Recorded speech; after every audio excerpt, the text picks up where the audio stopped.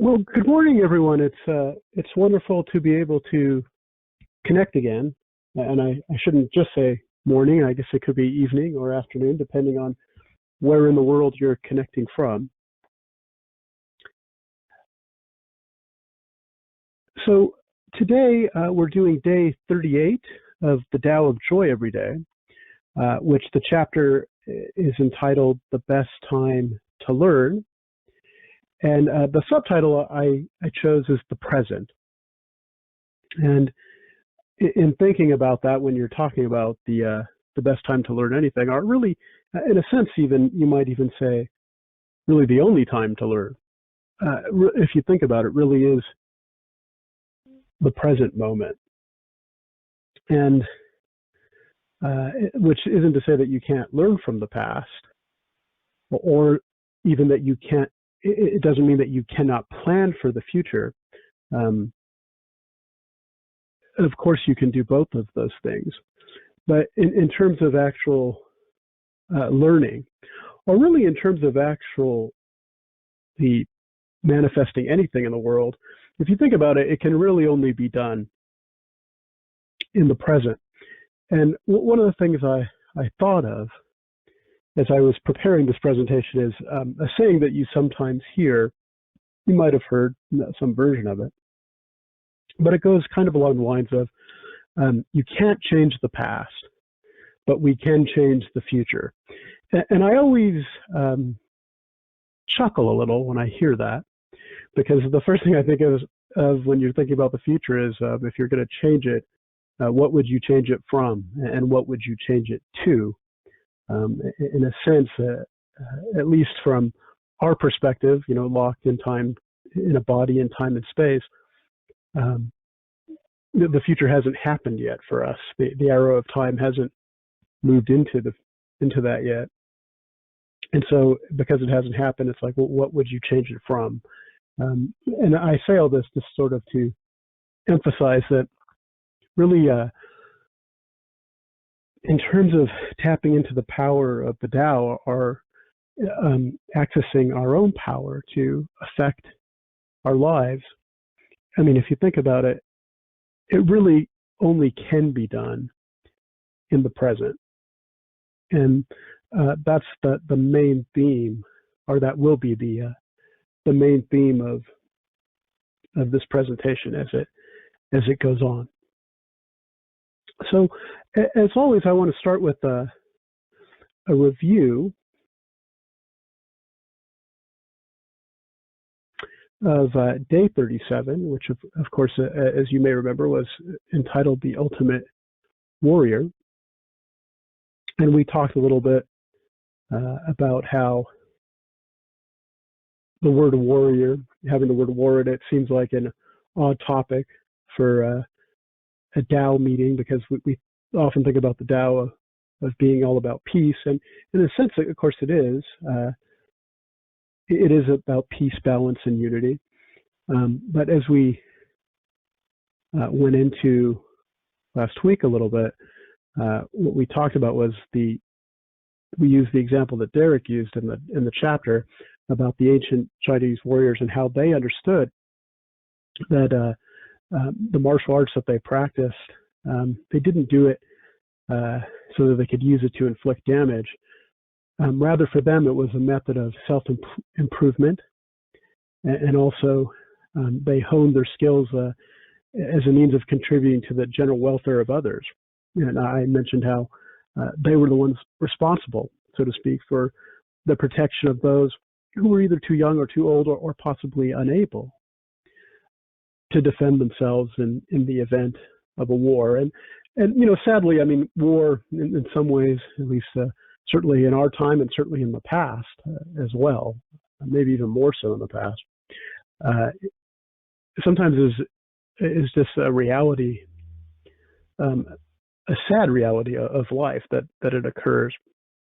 But these warriors, these noble warriors, they weren't spoiling for a fight.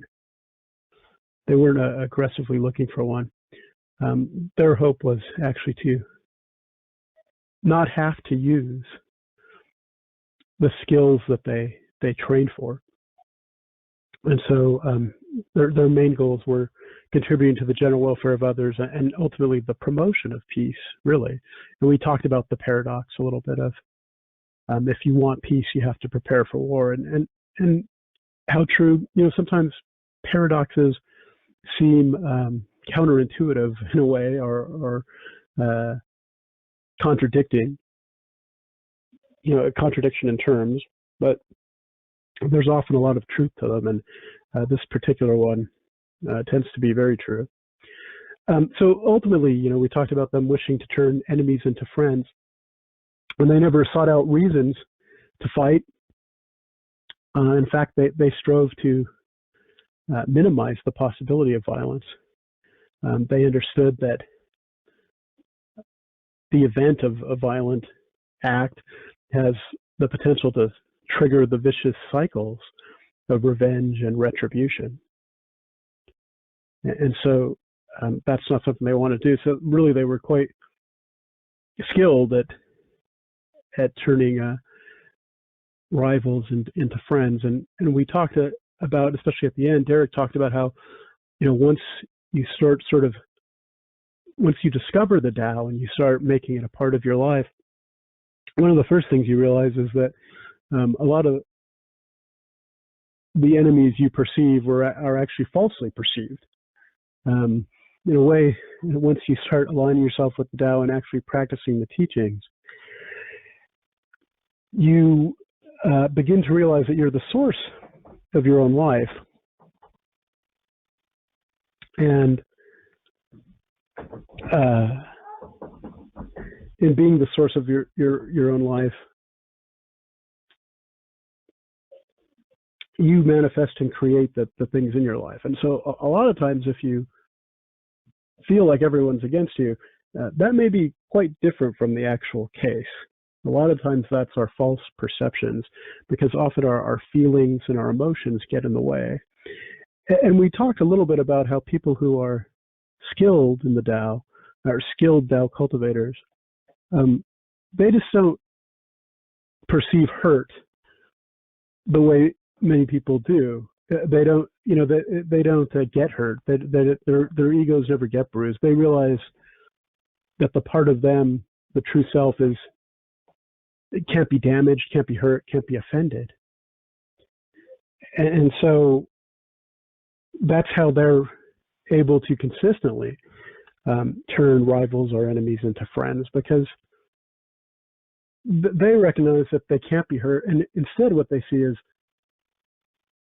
the compassion. They're able to see and understand the compassion for the other person who's behaving this way. Because if you think about it, people who are difficult, they won't necessarily be violent, but I'm sure we've all encountered people in our lives that are difficult to deal with. In a sense, people like that are often suffering themselves, but we don't tend to focus on that. We tend to focus on the suffering they cause us. And I think people who are very skilled and cultivate the Tao at the high level see beyond that to, why certain people can be difficult. And often it comes down to those people are suffering. And so because they don't perceive the hurt themselves, they're able to see ways to address the person's suffering. And I think that's really the key to how they consistently turn rivals into friends.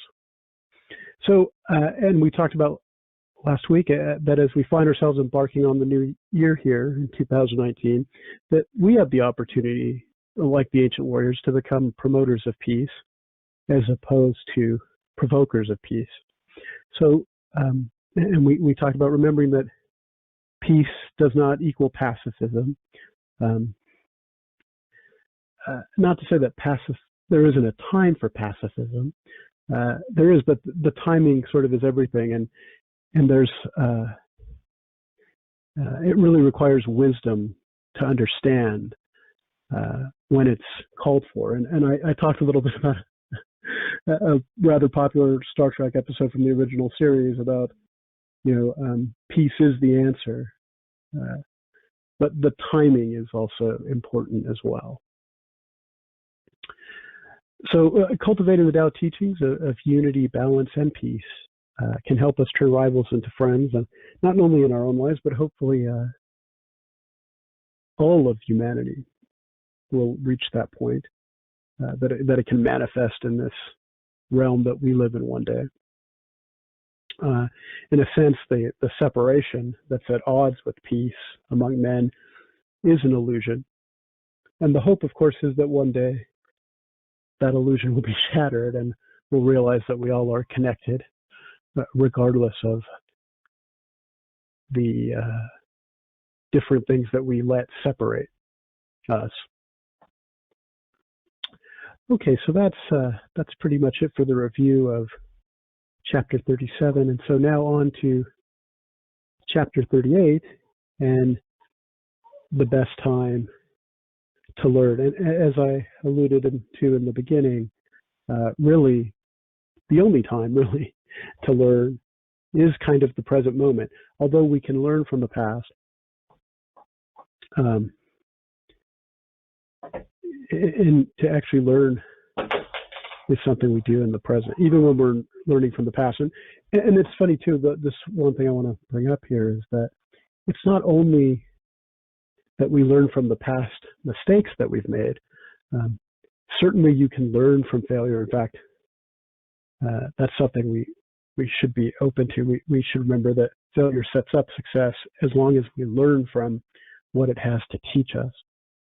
But also, I just wanted to make the point that it's also possible to learn from our successes, the times when we've gotten it right.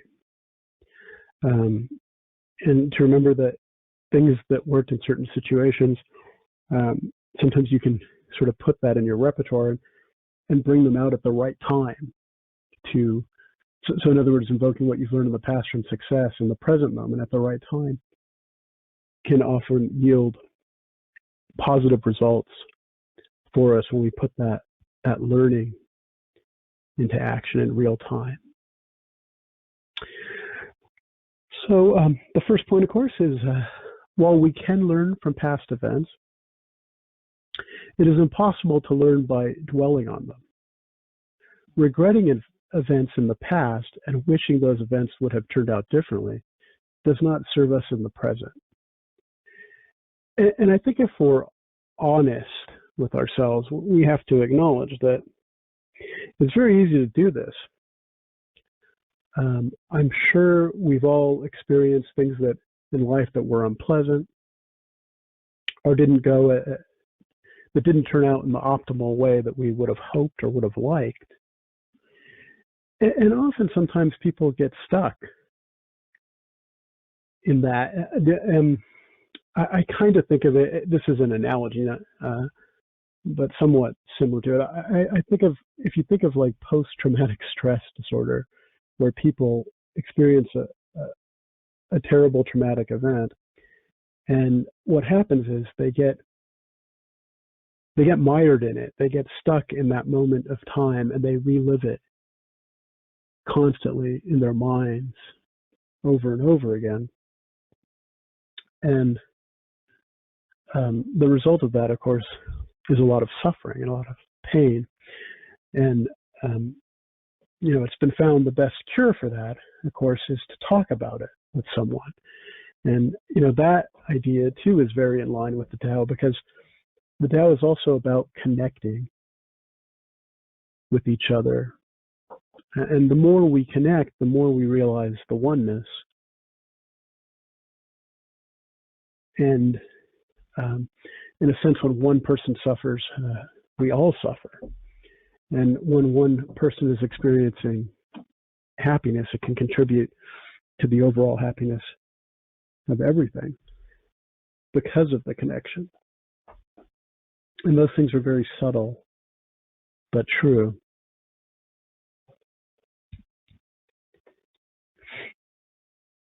So, as with all things in life, our focus should be on the present moment, which is the only moment really where we have the opportunity to learn anything. And of course, in order to learn in the present, it's very important to to cultivate two things.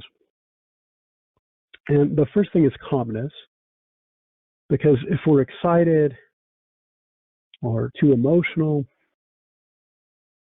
those can act as barriers to learning, and we won't recognize the opportunities that the Tao gives us to learn when we're in a heavy emotional state. And, that saying that always comes up in the Tao, or that you hear often about, can you let your mud settle? In other words, it's not like you escape emotion or turn it off. I mean, emotion is part of living. It's part of being a human being. Emotions are going to come up. We're not able to be robots that just don't experience emotion or don't encounter an emotional aspect.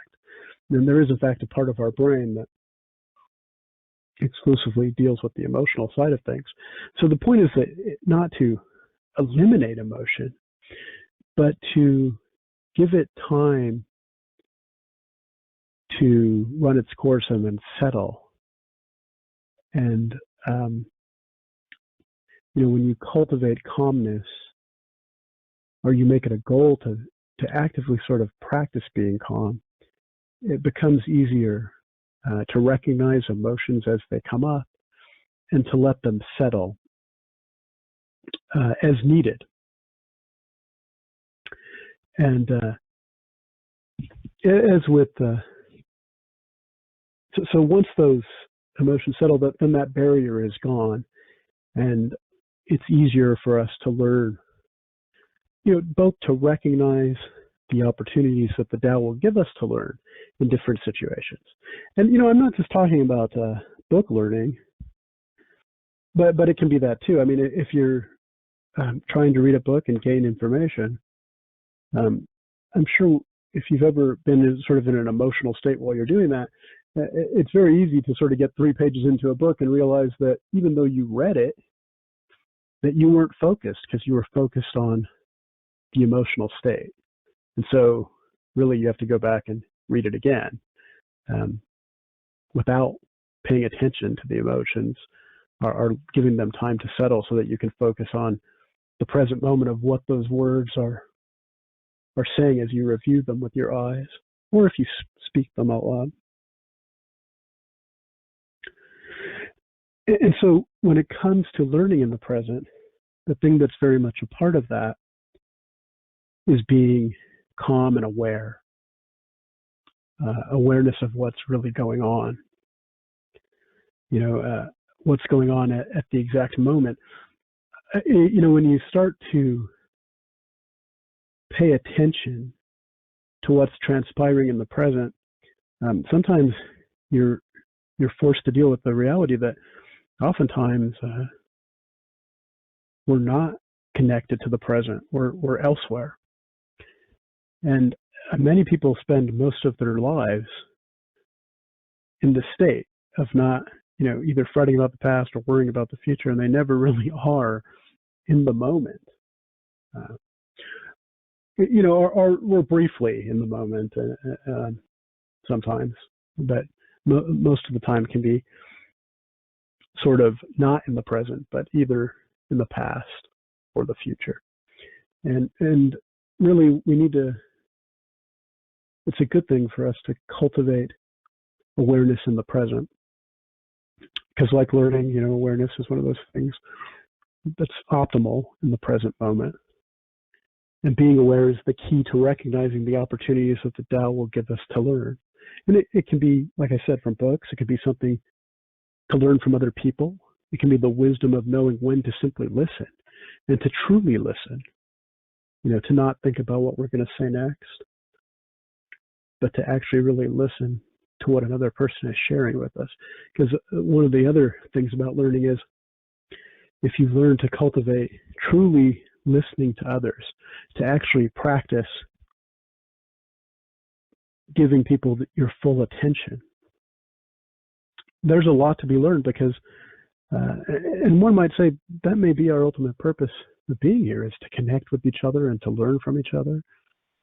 Even if you're an introvert, there's a lot you can learn from connecting with someone. And the best way to connect to someone and the best way for them to feel connected to you is for you to truly listen to them. Because I honestly believe that everyone we encounter in our lives, we encounter them for a reason. That the laws of karma are hard for us to understand, but they're there. And if there's a person in our life, whether it's someone who we enjoy being with or someone who's difficult to be with, I often think, there's a reason this person is in my life. There's something I need to learn. There's something that I can learn from them.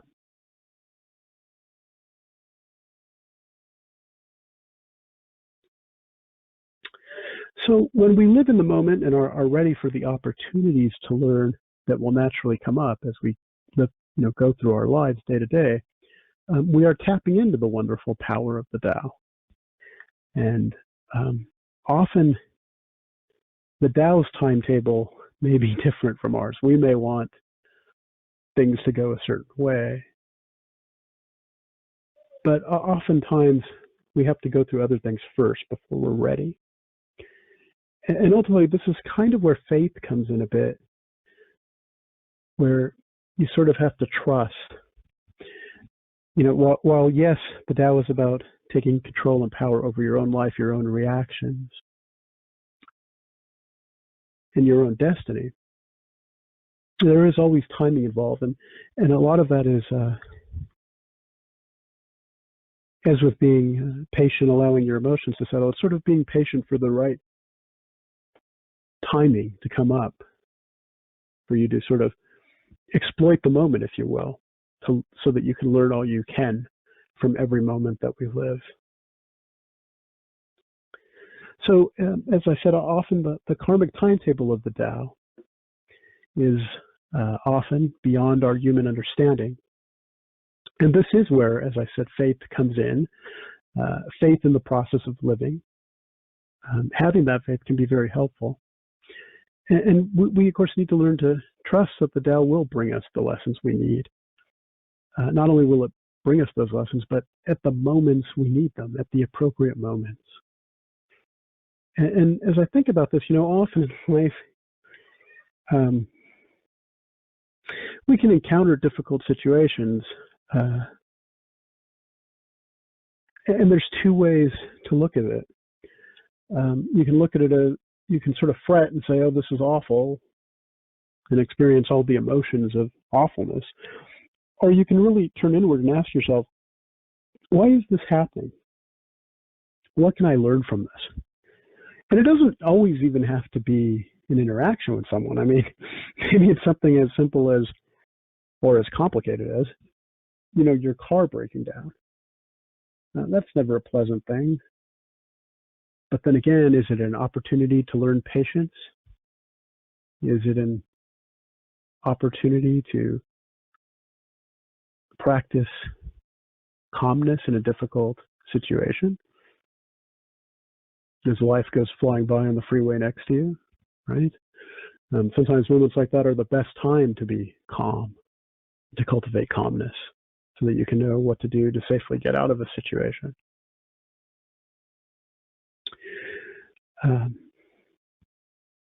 So the key, of course, as I said before, is simply to be aware of what's actually going on.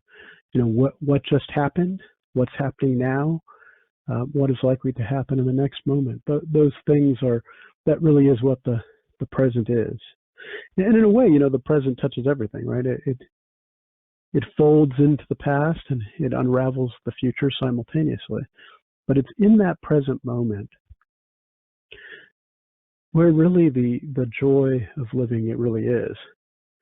And I think often when people are unhappy, it's because they're not in the moment. Instead, they're in the past, or they're worrying about the future. And it does take practice to stay in this moment, to stay here, so to speak, and not find yourself drifting. And of course, the nice thing about the Tao is that it's always available to us. Often it's simply our lack of readiness or willingness to learn that stands in our way. But the good news is that it's never too late to cultivate the Tao. As long as we're alive, we have the opportunity to learn. We can take advantage of the best time to learn. So I'm going to start to sum it up now, if I can. So, as we said, while we can learn from the past, it is important to remember that we cannot learn in the past. Learning is something that has to be done in the here and now. And as I said, we can, of course, learn from the past, yes, both from failures and successes. And also, too, there's nothing wrong with planning the future. But when you're talking about learning to practice the Tao teachings, learning to do anything that's useful, it is something that has to happen right now, in the present moment. And so we should not regret that we did not discover the Tao teaching sooner, or regret how we didn't employ the teachings we know now back in a certain situation from the past. You know, the Tao has its own timetable based on karmic mechanisms that are frankly beyond human comprehension. And so I think that's really one of the reasons why faith comes into it, if you think about it. There are times in life when we find ourselves at our wits' end, so to speak. And that's where I think faith in the process of living and in the Tao that, of course, makes up everything and everyone. Faith in that is so important. And of course, by having faith in the process and practicing awareness, we can begin to recognize the learning opportunities we have as they manifest naturally in the course of our day-to-day living. It comes down to when we're paying attention, when we're connected, we're keeping those Tao teachings on the forefront of our mind, when we're cultivating with the sincere heart. Those opportunities will naturally arise. And it doesn't matter if we didn't recognize them in the past. It's never too late. So we always have the opportunity to learn in the present, regardless of how young or old we may be.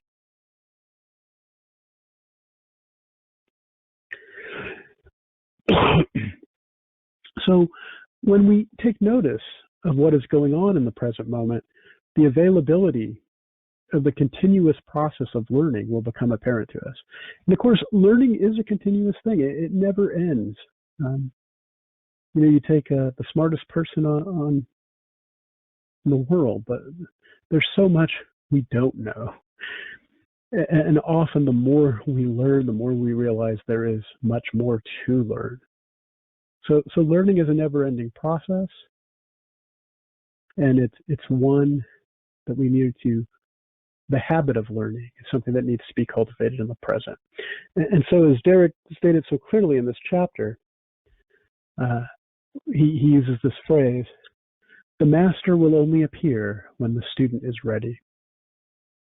And how true that is. If you trust in the Tao, the help you need or the guidance you need will come up at the right moments. It's just a matter of taking advantage of them. And as long as there is air in our lungs and blood flowing in our hearts, it will never be too late to learn.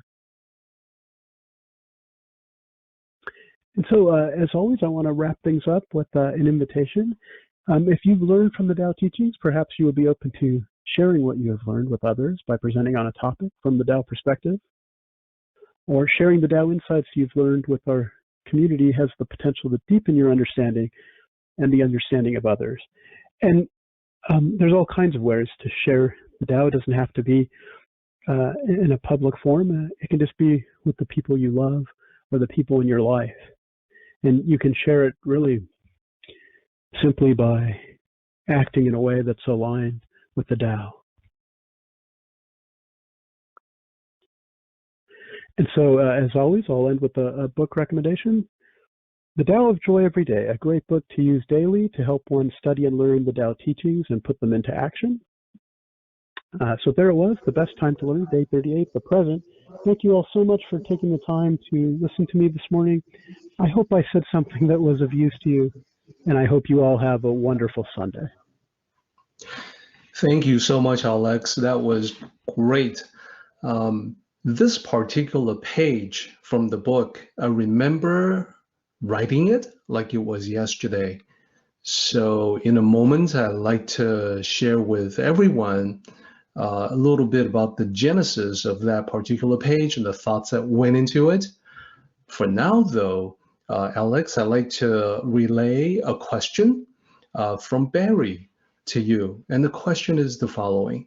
How do you feel about the desire to find reason in events that happen to us, such as encountering difficult people? Wouldn't it be more beneficial to let that desire go and just view every event as an opportunity for us to grow rather than something planned for us as a lesson? Thank you.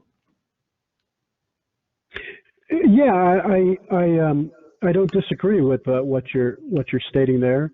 There is sort of a and I didn't mean to sound as if encountering a bad person is something where you contrive a solution. Often it's just a natural awareness that gives you the ability to sort of do what needs to be done when you need to do it, and it's not even a matter of any thought process. I think it's this, with skill and practice, it naturally comes up. So I very much agree with you that it's not something that can be contrived, but at the same time, as we're learning, sometimes it's helpful to remind ourselves of certain things, at least until we reach that state where we can actually just sort of flow through life moment to moment quite naturally without having to have any contrived action. So I agree with what you stated very much. Yeah, I also enjoy in my daily life to make an exercise whenever I perceive someone as being difficult. So the challenge that I would set for myself is to understand where they're coming from. Maybe they're rude because they had a bad day. Maybe they're under tremendous pressure. They're stressed out. It doesn't make the difficulty any different than what it already was. But the understanding I find a lot of times to be very helpful and makes me sometimes more tolerant of the difficulty interacting with them. And that's only one stage in the exercise.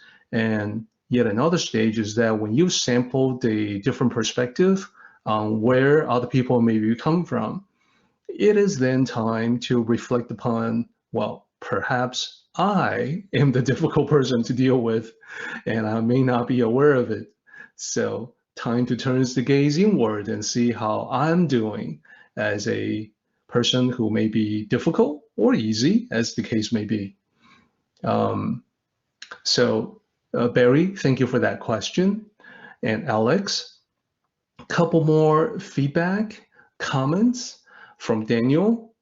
Now is the vessel that we travel through time in. History is written, and the future is speculated only through the now. Great talk, Alex. Absolutely right, Daniel. And that's a great way to think about the present moment. It's the vessel. It is our time machine. We're using it. We're riding in it right now, traveling through time at the rate of 1 second per second.